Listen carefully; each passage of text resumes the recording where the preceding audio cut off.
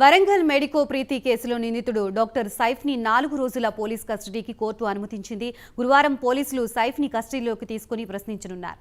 ప్రీతి ఘటనలో ఏం జరిగిందన్నది సైఫ్ నోరు విప్పితే బయటపడుతుందని పోలీసులు అంటున్నారు.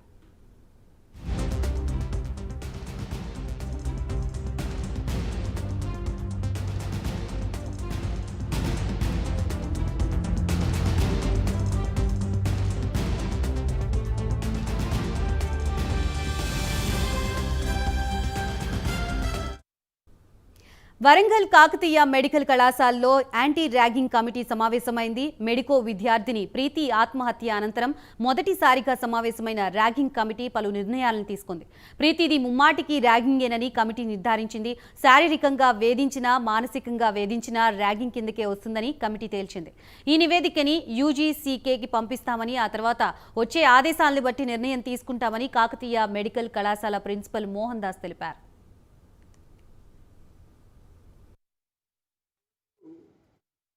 12 గంటలకి యాంటీ ర్యాగింగ్ కమిటీ మీటింగ్లో ప్రీతి విషయంలో అనుకున్నామండి. సో దీంట్లో మెంబర్స్ ఏసీపీ గారు, ఆర్డీఓ గారు, తర్వాత ప్రెస్ క్లబ్ నుంచి ఒకరు ఉంటారు, తర్వాత ఎన్జిఓస్ ఆర్గనైజేషన్, స్టూడెంట్ పేరెంట్స్, మా faculty members, UG students, PG students ఉంటారు, మా మినిస్టర్ స్టాఫ్ వాళ్ళు ఉంటారు.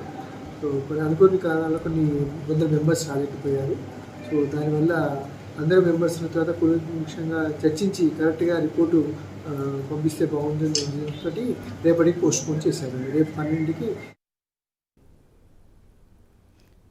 రైట్. ఇక ఇదే అంశానికి సంబంధించి మరింత సమాచారాన్ని మా ప్రతినిధి తిరుపతి అందిస్తారు. తిరుపతి, చెప్పండి. ప్రీతి కేసులో నిందితుడు డాక్టర్ సైఫ్ని 4 రోజుల పోలీస్ కస్టడీకి కోర్టు అనుమతించినట్లు తెలుస్తోంది. దీనికి సంబంధించి డీటెయిల్స్ ఏంటి?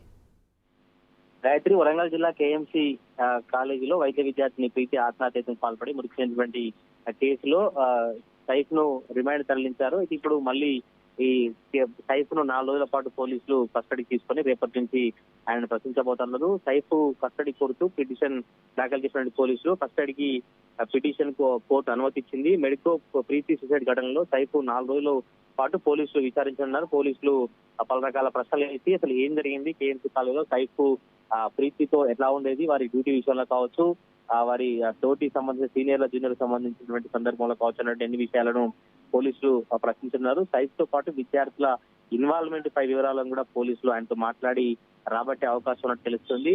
ఈ సైఫ్ నోరు విప్పితేనే పూర్తి వివరాలు వెల్లడే అవకాశం ఉన్న నేపథ్యంలోనే పోలీసు కస్టడీ తీసుకోవడం చర్చనీయాంశంగా మారింది.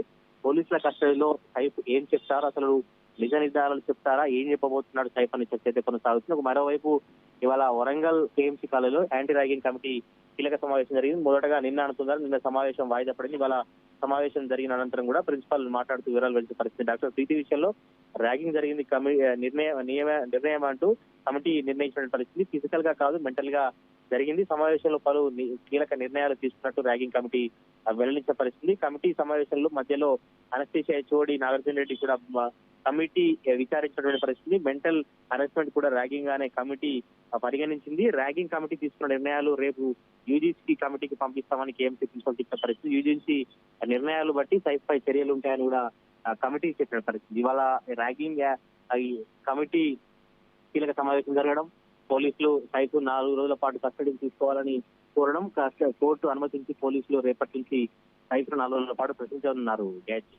రైట్. Thank you Tirupati.